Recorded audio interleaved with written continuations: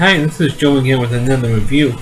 And since today is the day during this video, and it happens to be my birthday, so happy birthday to me. But okay, all joking aside, since we're going to do a review of my favorite television shows that I grew up on, I'm sure that a lot of you out there have, and that is the original Star Trek television series. Previously I've done a review of about all the Star Trek films, but I haven't done one on the television show. The original Star Trek series aired on NBC from 1966 to 1969, and after 3 short rocky years, it was cancelled, and then went to syndication because we had enough episodes to go in syndication, and it was in the early days of syndication too, by the way, in 1969. And then because the only other shows that were in syndication at that time was Gilligan's Island, Lucy, and The Honeymoon. The three, and I think they were also Leaving the Beaver. Those really the major shows were on syndication at the time. And then when Star Trek came in and we got huge ratings in syndication, then other shows were being sold. The syndication was in the 60s, 50s, and the 60s, and of course throughout time immemorial since then. And they're making these television shows that make more money in syndication, especially the ones that I grew up with in the 70s and throughout the 80s. Make more money in syndication than they did when they were originally on the air. And that was in the first real, I think, except for Lucy, Gilligan's Island, the shows I mentioned already, the show that really set the trend in syndication was Star Trek. Those of you who don't know, those of you who have been living in the cave the last 40, almost 50 years, Star Trek is a show that was created and was also produced by Gene Roddenberry. And he wanted to make like a wagon train to the stores, which Westerns were popular then, back in those days. And what he did was, which was a pretty bold move, was that he made an interracial cast, which was unheard of in those days. Because he had a black communications officer, and it was a woman as well, made an Asian helmsman, a Scottish engineering officer, plus a Southern doctor, and of course he had an alien or an extraterrestrial character in Mr. Spock. But originally that was not the original cast. What happened was that Gene Roddenberry made a original pilot starring Jeffrey Hunter as Captain Pike, and of course they also hired Major Barrett, who eventually would become his wife, as the first officer of the ship. And Mrs. Spock was there from the beginning, but all the rest of the cast did not carry over to the second pilot. And this pilot was literally a 1 hour pilot. And he wrote this thing on how the mind worked in different ways. And it was an interesting pilot. It had some interesting, good stuff in there, and it has a pretty good plot in it. But NBC then rejected it because it was too cerebral. But I guess they liked what was basically in it. So NBC commissioned Roddenberry to make a second pilot. And one of the major complaints they had with the original pilot was they didn't like the fact that a woman was the second officer, or second commander of the ship. But eventually they recasted her as Nurse Chapel on the Enterprise. And of course they wanted to get rid of Spock because they wanted to accept an alien in the ship. Of course they got away with that because it's supposed to be in the future. So they kind of got away around that somehow. But the rest of the cast was pretty much got in the middle of.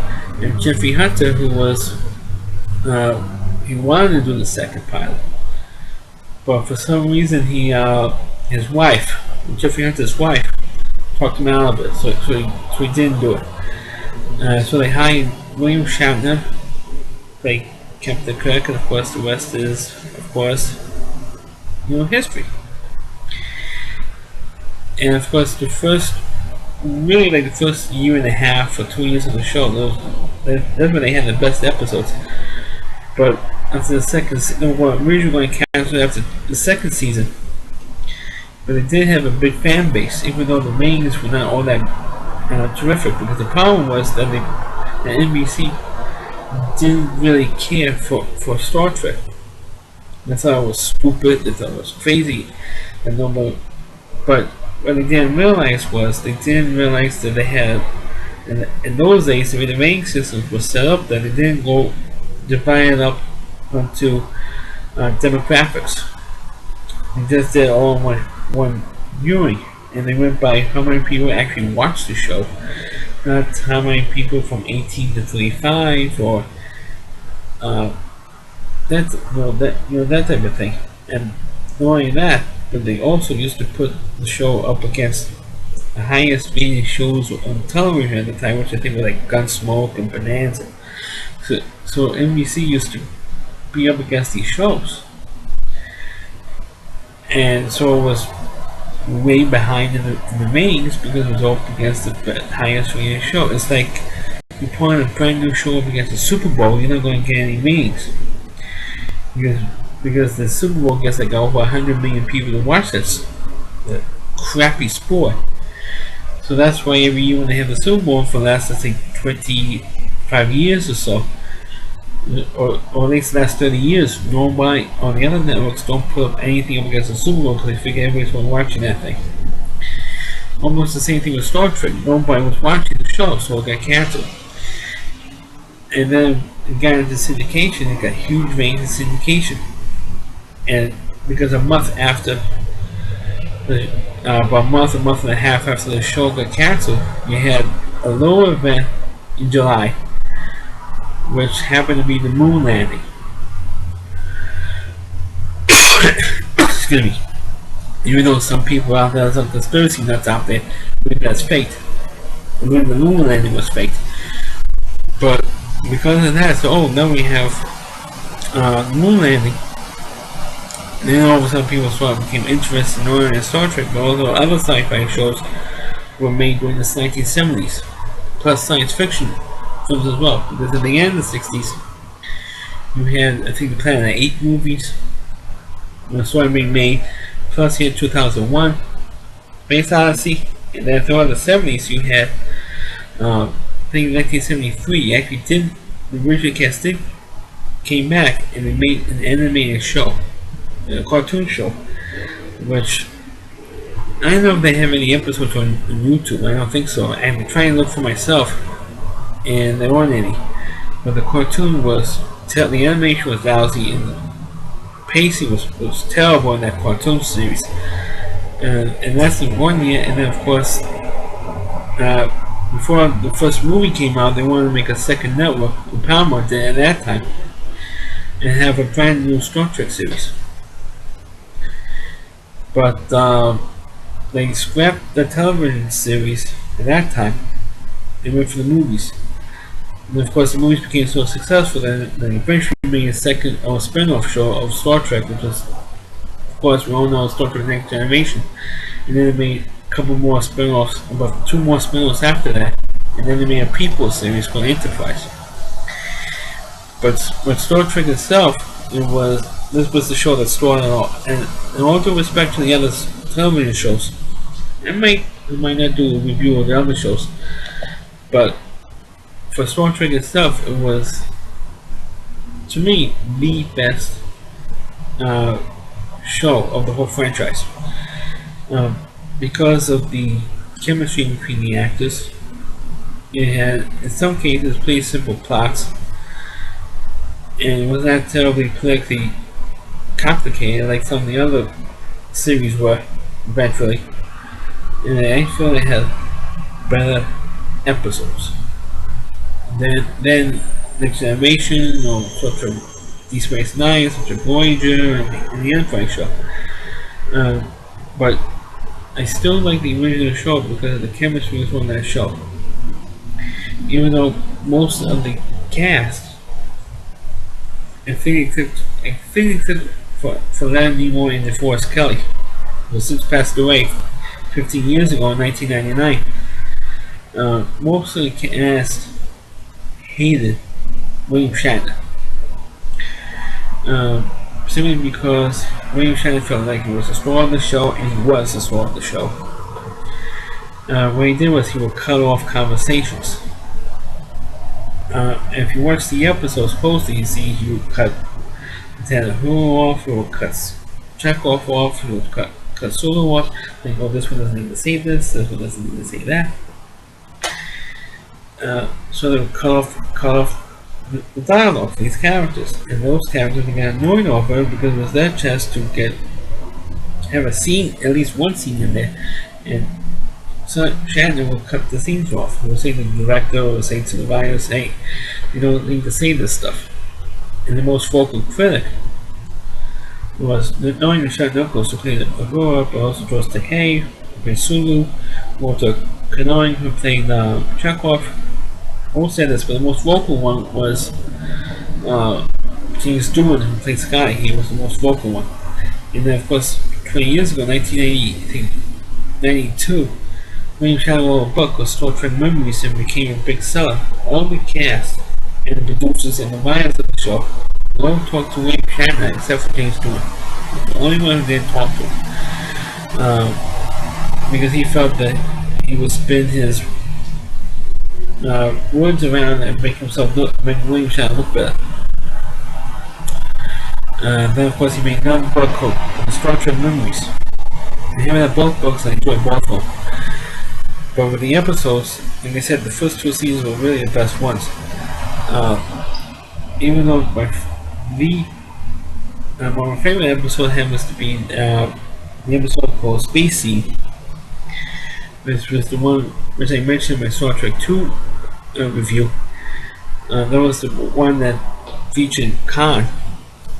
They would call him Montalban in that episode, and that was the premise that came out with Star Trek 2, because it was the only villain that came back from the original series into the movie series.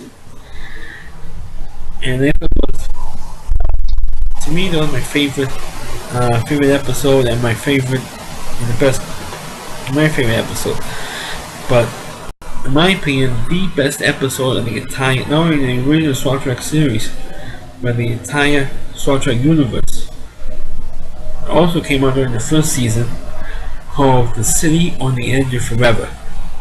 And any of you out there who has reviewed Star Trek, or at least the individual episodes, if you don't think The City on the Edge of Forever is not the best Star Trek episode ever, then you don't know what the hell you're talking about. And say you don't know what you're talking about. The City on the Edge of Forever, in case you don't know, that episode, that was the episode that featured John Collins pre-Dynasty. I think the episode aired at least 10 years before Dynasty came on the air. So you really saw John Collins before she was in like 50s, however old she was when she did first started doing Dynasty. And this episode, the premise of this episode was that Dr. McCoy accidentally injected himself with medication and clonazine, which he used to save Sulu's life. And he goes crazy and beams himself down to this planet, which the Enterprise was investigating because they were getting this time displacement, this ripples of time, and these turbulence from this planet, and they tracked it down to this planet. So McCoy beamed him, like I said, he accidentally injected himself with medication, and it was like an overdose of this medication, and he goes nuts. They didn't use it with overdose, but there was, what happened. He was overdosed on this stuff. He goes crazy, beams himself to this planet, and Kirk, Spock, Tanahua, Scotty, plus they're coming back to security because they're all being down to find them or look for them. And they found where sent out these waves of time displacement, and it was like this time portal on this planet. And of course, it was actually a machine, and it started broadcasting Earth's history. And the machine determined they were humans, and they're trying to show their own history. Meanwhile, McCoy was found, and he gets up and wakes up from a Vulcan after Spock gave him a Vulcan neck pinch. He runs through the time portal, and he somehow changed history. And so Kirk and Spock decided, hey, let's go and let's wipe out their own histories. There's no social enterprise or anything else. So they go back in time and they determine when exactly, because Spock was recording images at the time, so he knew exactly when to go or to get there before McCoy did. And they find John Collins, who eventually find John Collins. John Collins actually finds them. And Kirk instantly falls in love with John Collins' character.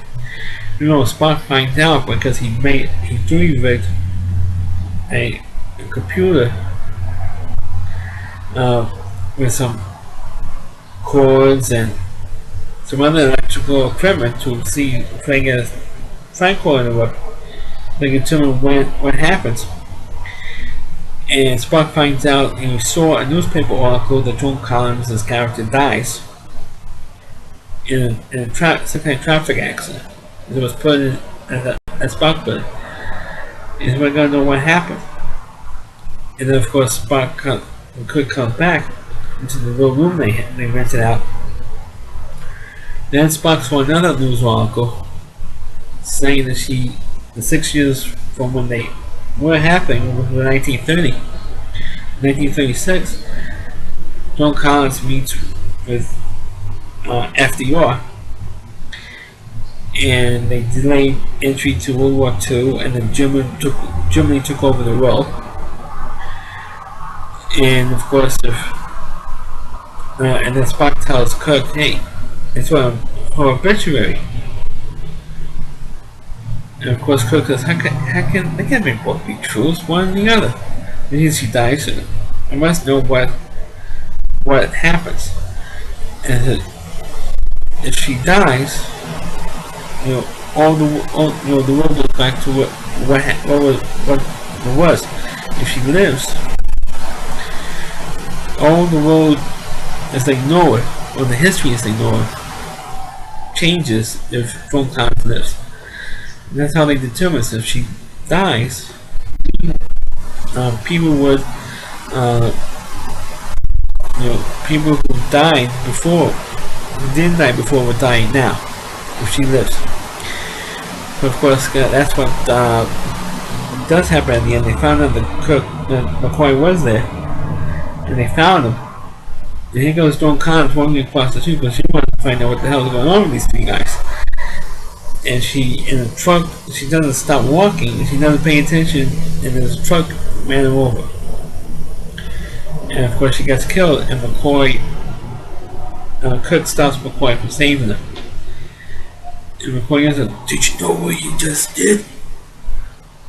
And Spock, his lips were quivering when he says, "He knows, Doctor, he knows."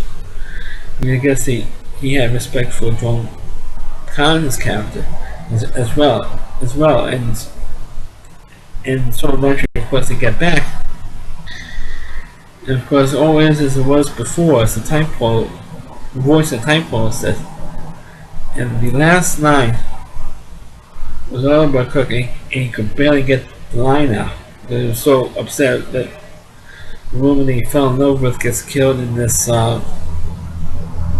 traffic accident. She shouldn't have to, but couldn't really that she had to die. And he just says, real quick, let's get the hell out of here. And that's how and they beam back up to the Enterprise, and that's how the episode ends. That is the best episode. Unfortunately, the most popular episode is the one with the Tribbles. The trouble with Tribbles, because that episode had a lot of humor, and it's a humorous episode. I'm not saying I don't like that episode, but to say that's the most The reason why I say that's the most popular episode was that in 1991, on the 25th anniversary of the original television series, there was a nationwide poll of what was the. It was like the days before the internet, and we were going to do like a top 10 list, a la David Letterman.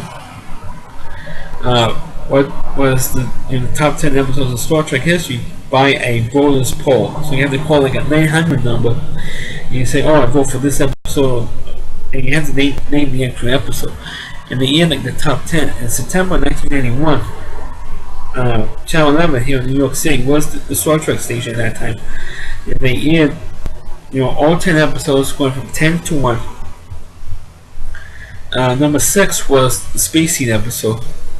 And number 2 was a Sitting on the Edge Forever, and then number 1 was The Trouble with Troubles. But I do have some iconic episodes in here, which some stupid reason this one was in it.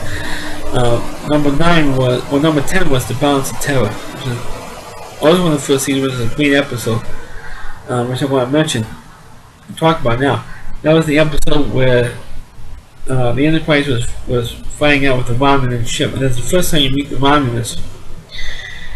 And the Romulan commander was played by Mark Lennon, who they won in the series, of course, replaced Spock's father.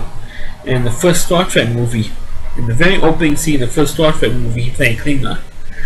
So he was the one who played the three major, and at that time it was the three major alien races in the Star Trek universe. Klingons, Romulans, and Vulcans. And he played the commander of the Romulan vessel, and the two of them were fighting it, the Enterprise, and the Romulan ship was like a battle of nerves.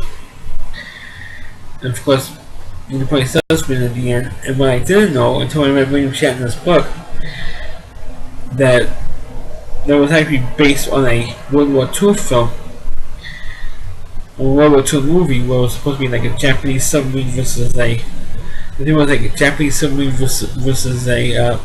U.S. Navy vessel, and the two captains, the captain of the Japanese submarine and the captain of the U.S. Navy vessel, a battleship or something, met in the end of the film. That's what happens in this episode, via the view screen. And that was generally one of the best episodes.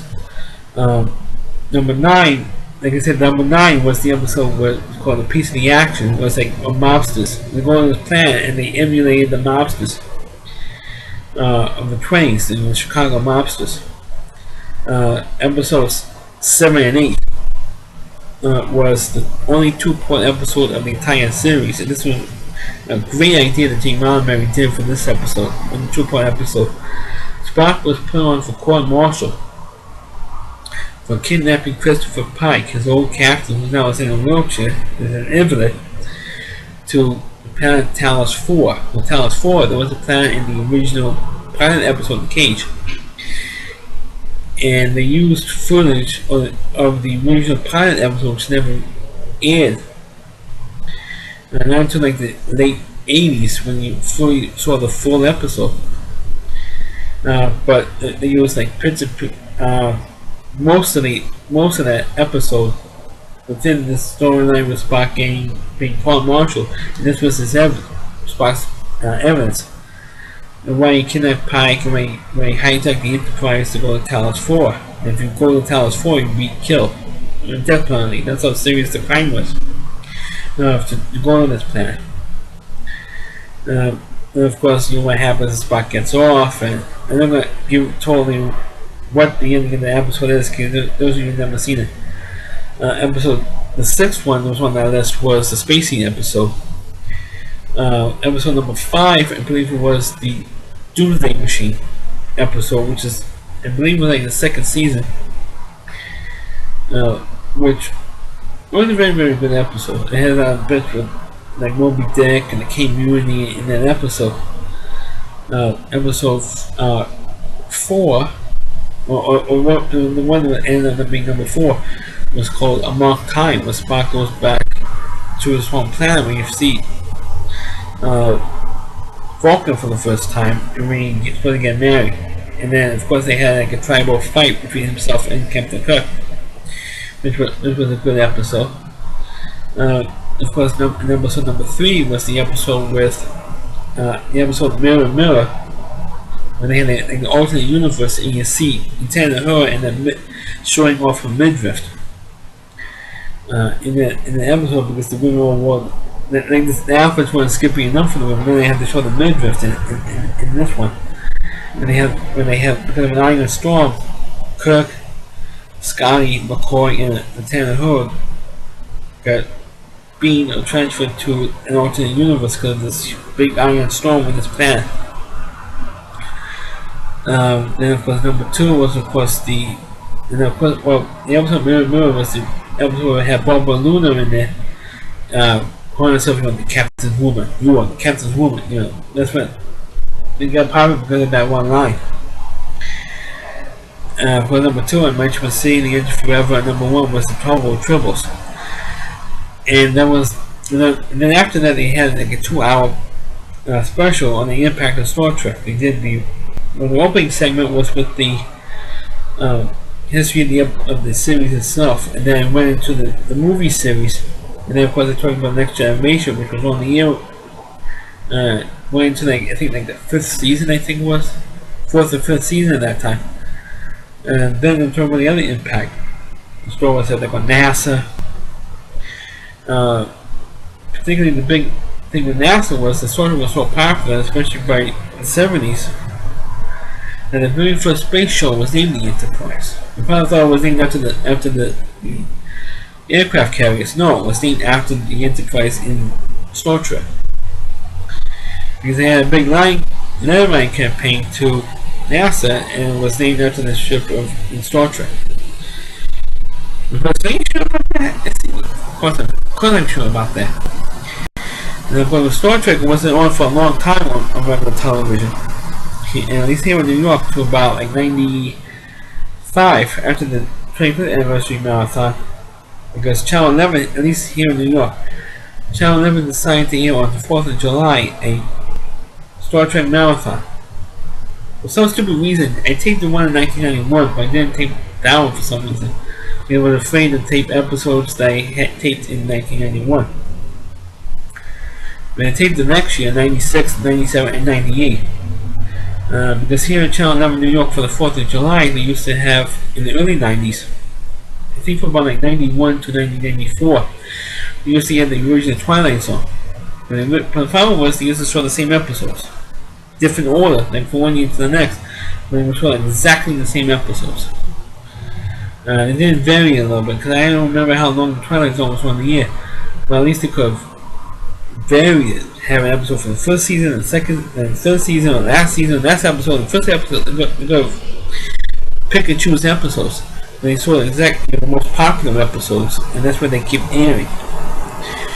But then after July of summer '94, the Sci-Fi Channel usually brought the mics to the Twilight Zone.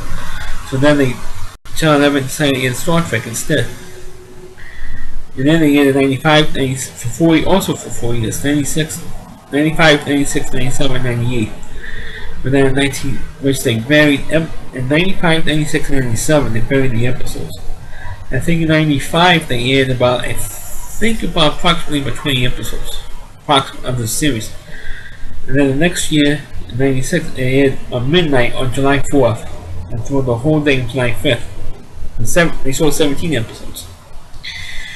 And the last episode being was the episode I mentioned earlier, which was The Balance of Terror. In the 96 marathon, Star Trek marathon, I think the majority of the episodes were either at the end of the second season and the majority of the third season. Which I want to get into in a minute. And then, of course, in 1998, they did another Viewer's Choice marathon, but they picked like 25 episodes. 10 of them, not 10 of them, 15 of them I had already previously, because I usually air it on the middle of the night over the weekends. So majority of that I had. So I only take like 10 of them. But the third season was like I said, the worst. They did have some good episodes during the third season. The majority of them were awful. I think two of the better ones that I think stick out was one. I believe I might be wrong. I know I have the episode list in front of me, but the one called A Private Little War, when the Klingons were when Kirk goes to this planet where he used to do a survey on. So Kirk, Spock, and McCoy were doing a scientific survey of this planet, and then you find out that the villagers, there was a group called the Hill People, which was Kirk was made friends with. And he first did like 15 years earlier when he was a young lieutenant.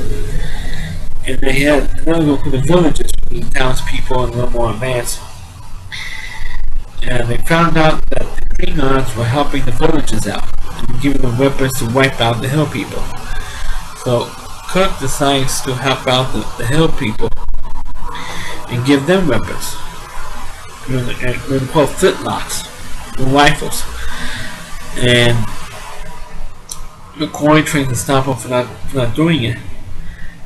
And the wife of the leader of the Hill People, who was friends with Kirk, trying to talk to him into, the weapons that Kirk has, and said, "I'm sorry, we can't do it." "Why can't you?" So we have to be limited in what you want, what we can give you, because we have laws that not to do the same thing we have to our planet. But she didn't care, and then to the point where she gets killed by the Hill People, by the village. I know it's spoiling it here. So the leader says, "I want more of these flintlocks. I want more of these guns, these weapons." Correct. Okay, and that's pretty much how the episode ended. That was very good. And another one from the third season was also very good. Was called That This Be Your Last Battlefield. It stars, for those of you who know 1960s television, stars Frank Gorshin, who was the original Riddler in the Batman television series. Played a villain who was half white and half black. I think it's black on the right side and white on the left side. Finding a guy who has the opposite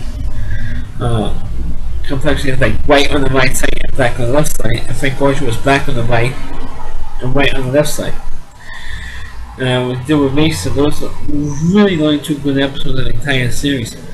Plus, the episode gets the biggest laugh and the biggest joke out of that entire series. Was an episode, and was generally considered to be the worst episode in the history of the Star Trek universe. And a friend of mine, well, not really a personal friend, but a friend, a friend of mine, Rowley, Chrisley Moore, who was the Rowley reviewer, did a review on Spock's Brain, which is, he did an episode, two individual episodes actually, but he did one with Spock's Brain, which is considered to be the worst one, because there was a group, this one particular woman gets on the Enterprise, knocks the whole crew out with a button on her wristband, and you don't see it, but she steals Spock's brain. What do you think you think for? I mean, it was like a silly concept. What made it even worse was they went to track down the ship to one of these planets. So let's go and check this out. And Spock had like this thing on his head that could control how his body moves, because he has no brain in his head to control his body movements. Then, of course, he was able to communicate with Spock to communicate. I mean, it was really silly. And then, of course, McCoy found out put this thing called a teacher on his head. And before then, the leader of this group of women says, "Brain and brain. What is brain?" Which is, it's considered to be one of the worst line in the whole series. And then, of course, they found out that McCoy was able to do the surgery, and Spock is telling him what to do. And what ultimately was that Spock had all his hair. I mean, how can he put a brain in his head with no cut marks around here, on his head, and he had his hair? I mean, that was ridiculous. The first thing anybody does when they have surgery on the brain was they cut all your hair off. And you look like Telly Savalas. They didn't even do that with Spock. and it was really ridiculous, really stupid. And the last episode of the series was called Twin-Bound Intruder, which was a woman who was scorned by Kirk when they were younger, and decides to switch bodies with him, to switch personalities with him, and take over the Enterprise as captain. And they had a homebrew deal in hands, and it was really terrible episode. And unfortunately, that's how the series had ended. But I still, even though those episodes were terrible, those episodes were campy enough. Particularly the Sparks Green episode was just campy enough for 1960s television campiness. For me to still enjoy to this particular day, and still enjoy it to this day. Because thanks to Channel 11 and the Science Fiction Channel, I have to tape every single episode on tape, so you can say I'm like a fat loser or something like that. I haven't on these Star Trek episodes, but still, of course, the television shows from the 1960s has been one that really have every episode of. And like I said, I still enjoy the episodes to this day, because I still think that's the best science fiction show of all time. You can argue how about Lost in Space or Space Night, because like I said, during the 70s there was a lot of science fiction shows I grew up with, like the original Battlestar Galactica, Space 1999, and there was even 2 Saturday morning shows. And ironically, both of them starred James Doohan from Star Trek. One was called Jason of Star Command, and the other one was called Star Command. I think you might find episodes of those series on YouTube, on those shows. But for the rest of it, who knows, because of the copyright rules on Facebook, not Facebook, on YouTube. It's such a pain in the butt. So that's been reviewing the Star Trek series. I know I went, it's more than 30 minutes, almost 40 minutes for this review. So I went in for another long review here. But please enjoy the video, please like it, please feel free to comment on. Please don't write any insults, because if you write an insult towards me, I'm telling you now, I'm going to delete it, and I'm going to report, make a harassment complaint on your account if you write any insulting stuff towards me. I'm warning you guys now, because I'm not going to put up with insults. Disagreements I will put up with, but not insults. I'm not going to put up with any of that crap. So don't write insults, otherwise you're going to have it deleted. I'm telling you, I'm warning you any of you right now. So feel free to comment. Don't write insults. Please subscribe to my channel, and please forward this video to your Facebook pages. Thanks for watching.